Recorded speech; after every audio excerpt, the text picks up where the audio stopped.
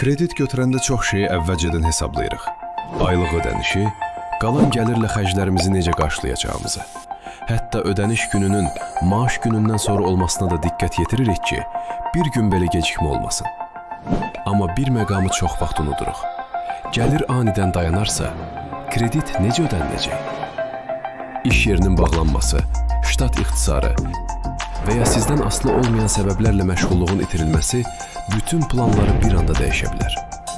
Məhz belə hallar üçün kreditin işsizlik sığortası nəzərdə tutulur.